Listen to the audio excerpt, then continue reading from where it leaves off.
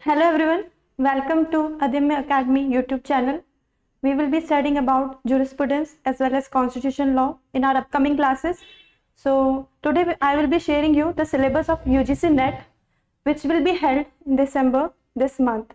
So as you all know, the dates have already come. It's from 6 to 22 of December. So first I will be briefing you about the UGC NET examination. So UGC NET can be given by the people who have done PG or who are appearing in the first semester of PG examination. You all know about PG examination, it's the synonym of masters. So in any subject as you have done, you can appear in UGC NET examination. So those who want to become teacher, like in college, not for school, so they have to appear in UGC NET examination. By appearing in that, you can become assistant professor, then associate professor, and at last professor. It depends on the experience. As you will gain experience, you will become promoted to higher degree and higher. First, I would like to tell that before 2018, UGC NET examination was conducted not by NTA, which is National Testing Agency. It was earlier conducted by CBSE. So now it has been shifted to NTA. So NTA is very good examination conducting agency. It conducts exam for many exams like IIT and NEET and other competitive exams. So UGC NET is not very easy to crack. The competition is increased because the agency which is conducting the examination is very good agency and very competitive agency, which is NTA. So there are some qualifications which you have to know before appearing in UGC NET examination. So you should have approximately 55% marks in master's degree. It's for unreserved category, and for reserved category you should have 50% marks. Also next, so to qualify for UGC NET, you should at least score 40% in total, and in each paper, like in paper 1 and paper 2, for example, let's say there are two papers. One is paper 1, another is paper 2. So the number of questions which are asked in paper 1 are 50 questions, and the number of marks are 100 marks. And in paper 2, 100 questions into 2 is equals to 200 marks. So in total, you have to answer 150 questions with 300 marks in total. So you can do 40% of that, which will come approximately 120 about divided by 300. So this much you have to score for qualifying in UGC NET. But do you aim to just qualify, or do you aim to score a good score in UGC NET? It depends on you. So if you aim to score good, then you should apply for JRF, and the same form and same examination is conducted for JRF also, and assistant professor also. The exam is same. So I would like to tell you that for paper 1, the name is general paper, which includes many subjects like English, comprehension, logical reasoning, mathematics, and many more.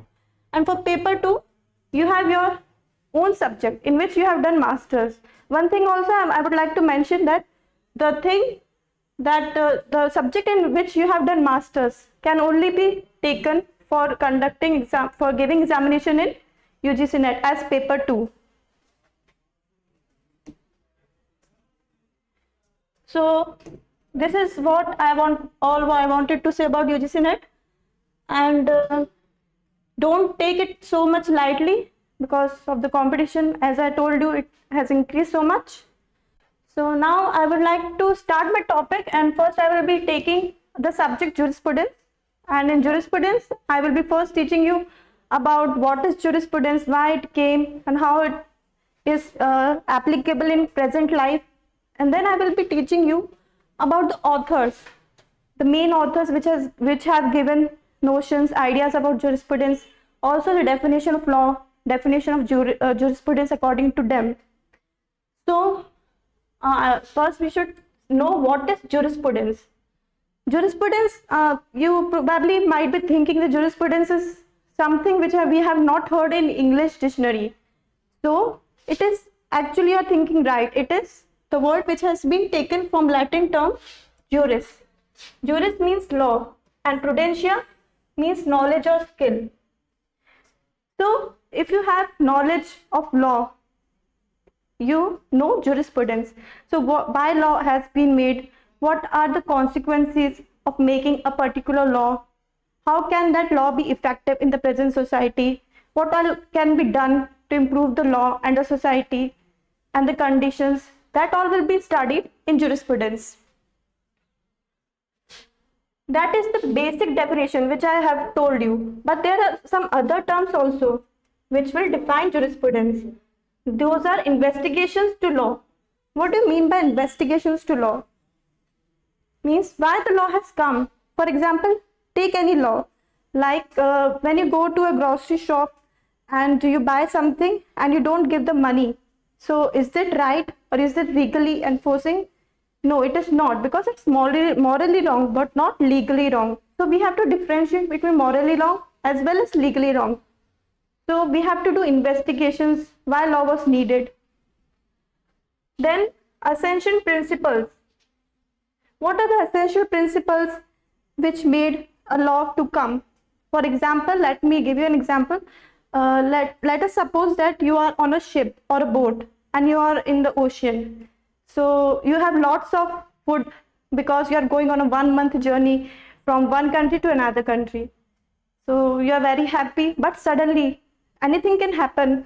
So one day a storm came and all your food items and all your basic amenities got removed. So what will you do?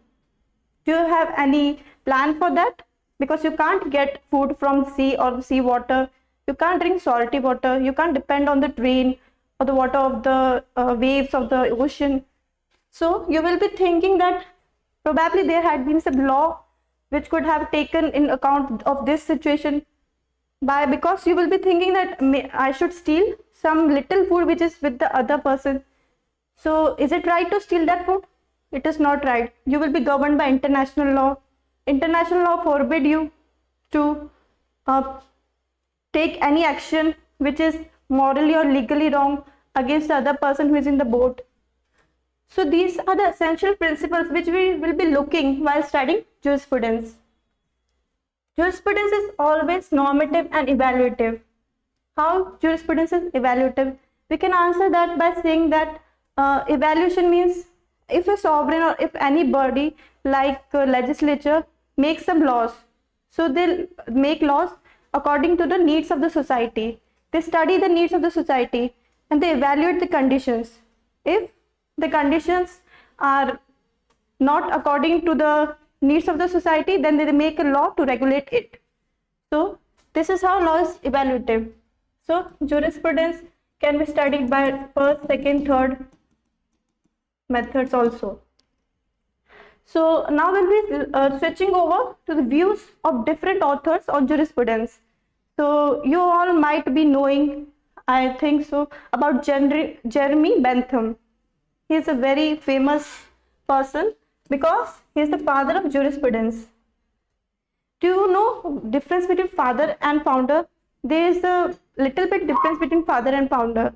A father is the person who first introduces us to the topic or the subject, but the founder is the person who systematically studies and gives us philosophies related to that subject. So Jeremy Bentham is considered the father of jurisprudence. Now we should learn about the various important books which he had written for jurisprudence. So the books are Lectures of Jurisprudence, Philosophy of Positive Law, Law and Morals, Morals and Jurisprudence, Theory of Punishment and Reward, Limits of Jurisprudence. So have you noticed something? There's something common in point second, third, fourth, fifth. I think philosophy word we can see in second point, moral word we can see in third point, fourth point we can see morals, fifth point we can see punishment.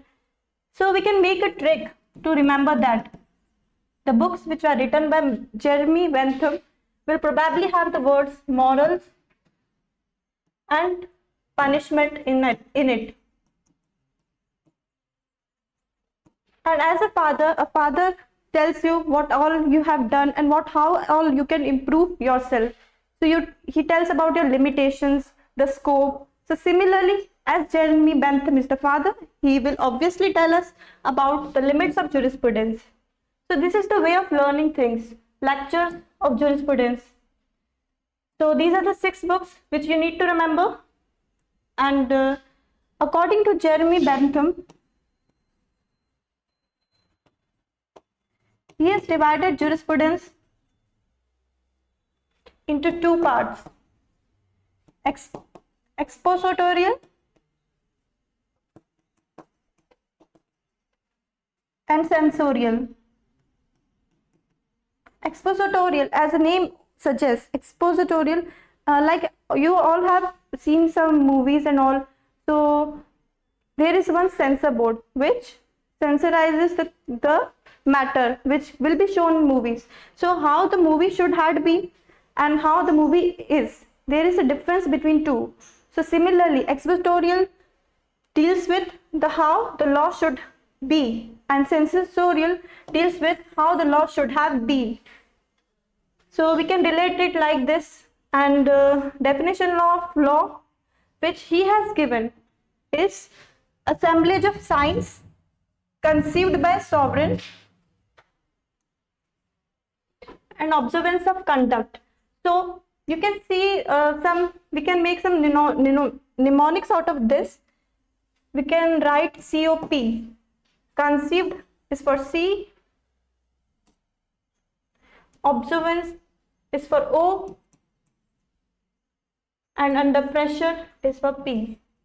So what is law according to Jeremy Bentham?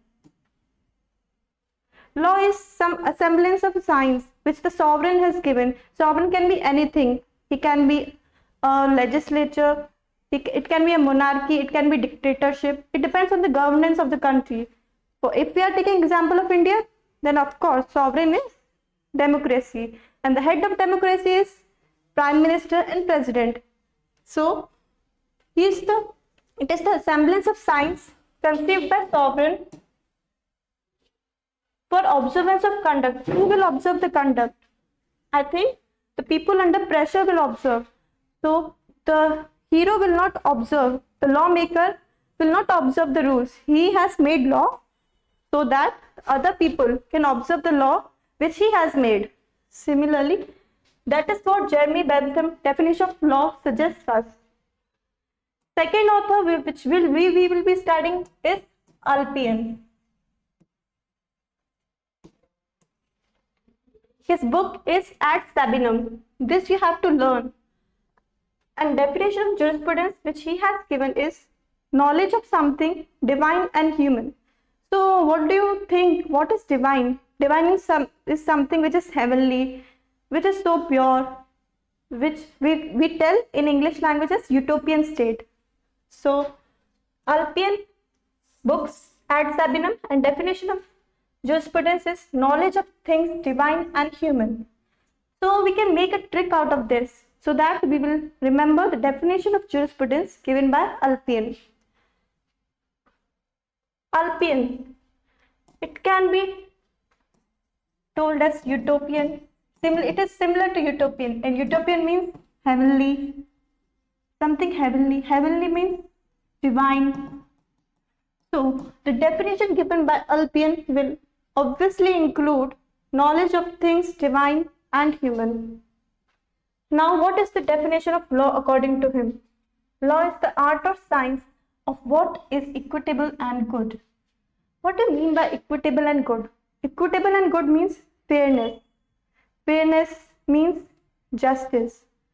So, according to him, definition of law is it is the art or science. We have to study what we will do changes to make equitable law or fair law. So this is what is suggested by Alpian. Then next author, which is a very famous author, you all know about him, he is Austin. And the books which he have written are the Province of Jurisprudence Determined and a Plea for Constitution. So what keywords are you seeing in this? Province and Constitution. So whenever the word province and constitution comes, then those books will be written by Austin. It's a way of remembering the books written by Austin. Because Austin only has used the words province and constitution in his book's name. So definition of jurisprudence. Philosophy of positive law. What is positive law? You might have heard the word positive law. Positive law is something, the law made by the sovereign. And so why sovereign makes law? Sovereign makes law so that he is able to control, to govern the people of his society.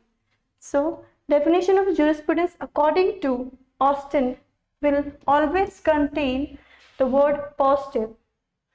So this is also a way of remembering general and particular law. Now, as I have told that Jeremy Bentham has divided the law into expositorial as well as censorial. Similarly, Austin has also divided law into general law and particular law. Definition of law given by Austin. Rule laid down by intelligent being for intelligent being. So have you ever heard definition of democracy in your books, in your 10th or 12th books? I think probably you might have heard. So democracy is of the people, government of the people, by the people and for the people. So this quote was given by Abraham Lincoln. Similarly, Austin has also similarly quoted the quote in relation to definition of law. Rule laid down by intelligent being for intelligent being. So you can see here that Austin considers the people who are governing us to be intelligent. Similarly, he also considers the persons who are being governed to be intelligent. So it's a society of intelligent people. Then we should switch on to the next author, which is Holland.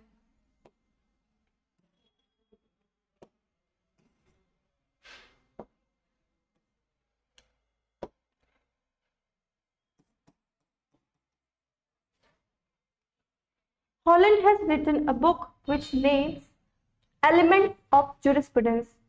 So, as the name said, if a book has a word element in it, then it will be written by Holland. So, it's a way of learning. Holland book is Elements of Jurisprudence.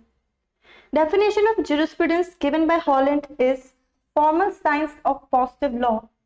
So you all know obviously that Holland was a disciple of Austin, and both belong to the analytical school of jurisprudence, which emphasized on the rule of sovereign and sovereign, how he functions and how he governs the society.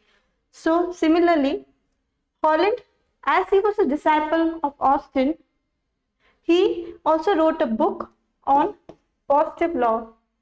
So the definition of jurisprudence, he also wrote for the jurisprudence as formal science of positive law. Now definition of law given by Holland. Rule of external human action enforced by sovereign, disobedience is equals to punishment. So external human action. What do you mean by external human action? When you are in a home, does any law govern you? Probably yes, but mainly the law which governs is in the society. When we are interacting with people, when we are infringing the right of one person, then the law comes into picture. Similarly, the rule of definition of law given by Holland is the rule of external human action enforced by sovereign disobedience. And if a person disobeys the sovereign command, then obviously he will get punishment. There are many punishment theories which we will be learning step by step in later classes, which are retributive theory, theory of deterrence, reformative theory, etc. So, whenever there is a disobedience of a person of the law made by the sovereign, then he or she will get punishment. Now we should switch over to the next author, which is Salmond. Salmond has written a book named Book Salmond on Jurisprudence. So this is a very famous textbook. You all might be knowing. You all might be already reading this book in your classes. So Salmond book is Salmond on Jurisprudence. So the definition which Salmond has given for jurisprudence is science of first principles of civil law. So he also believes that law making, law governance and all is basically a science, because in science also we study about the results, about the theories, about the outcomes. Similarly, if we consider law to be the science, we will study the law, how it impacts on the society, what are the outcomes of the existing law, what changes do we have to make in the present law. So definition of jurisprudence given by Salmond is science of first principles of civil law.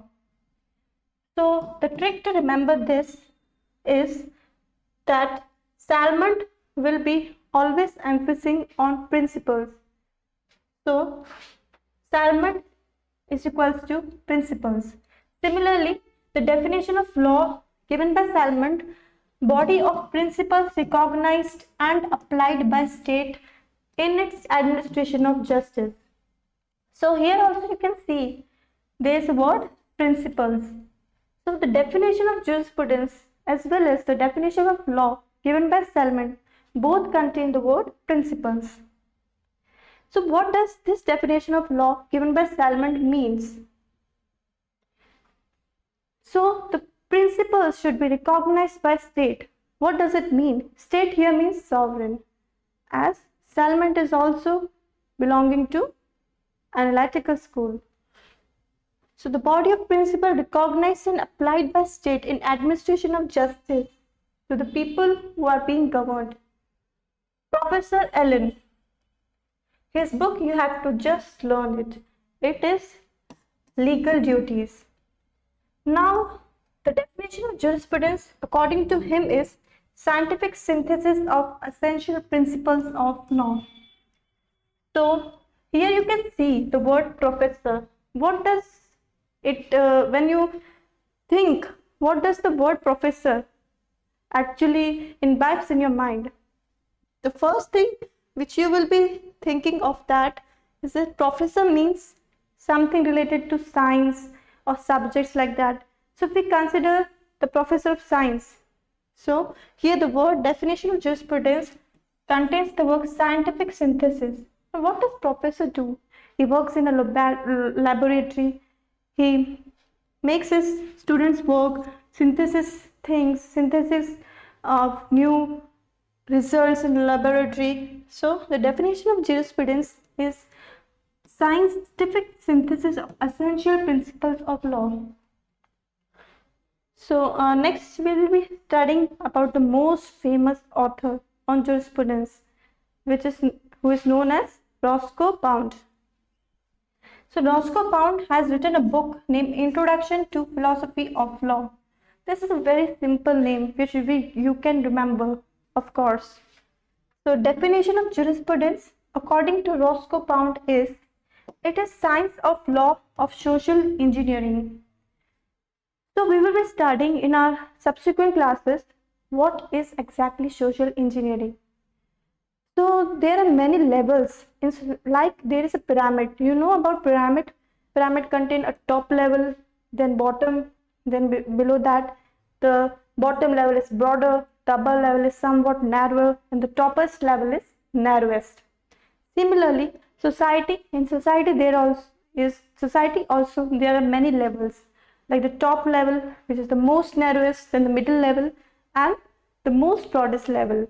So it can be based on any parameters like age, like the source of income, like the gender. So this is how we can group people, and the law which governs all those parameters, all those steps, is Science of Law of Social Engineering. So this is given by Roscoe Pound. So next we will be studying about Keaton. Keaton has written a book named Elements of Jurisprudence. Do you think there is some similarity in which we have studied earlier and now? I think there is so. So what do you think? Holland has also written a book named Elements of Jurisprudence. Similarly, Keaton has also written a book named Elements of Jurisprudence. So in exam, both options won't come. So we have to choose between Holland and Keaton. Okay. So definition of jurisprudence according to Keaton is scientific synthesis of essential principles of law. So again, we have read this definition of jurisprudence in Professor Allen. So the Professor Allen has also defined law in the same way as Keaton has. So, definition of jurisprudence, scientific synthesis of essential principles of law. Now we should read about Julius Stone. So he has written a book named Province and Functions of Law. So there is a trick to remember him. Julius Stone has only used the word functions in his book. So by functions, you will remember Julius Stone. Then definition of jurisprudence. According to Julius Stone, the definition of jurisprudence is lawyers' examination of ideas and techniques. So, how law is made? When law is made, lawyers debate on that, judges give judgment on that, precedents are created, many analysts study those precedents and give their review, many thinkers study those. So this is what is the process of making law. So, definition of jurisprudence according to Julius Stone is lawyers' examination of ideas and techniques. So, we can see some similarity, like lawyer is equals to, lawyer synonym is jurist, and jurist can be equated to Julius here. It's a way of learning. So whenever a definition of jurisprudence contains the word lawyers, then you will have an idea that this definition was written by Julius Stone. Then next is Patterson. He gave the definition of jurisprudence as the body of ordered knowledge which deals with particular species of law. So here you can see that there is a word particular species. So we have to emphasize on that word. So I have written Patterson here, and P, I can say it's for particular, and S, I can say it's for species.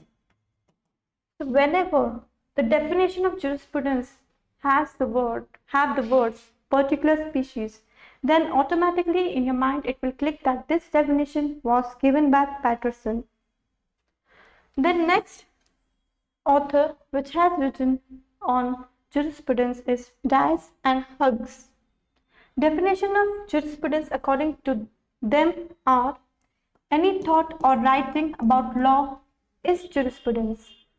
So any thought which we think, how we think that law should be and how the society should function, and any writing which the jurist or the writers have written, those all will be considered as jurisprudence according to the author Dias and Huggs. So the keyword to remember this is Dyson Hook's definition of jurisprudence contains the word writing. So this is all what we have discussed in jurisprudence. So I've given you mnemonic tricks to learn all the definitions as well as definitions of law, definitions of jurisprudence, as well as the authors. So for any author, what should you learn? For any author, you have to learn the book which he has written, the definition of law which he has given, as well as the definition of jurisprudence he has given. But one main thing which I will be teaching you in other class is that you have to learn which school did he belong to.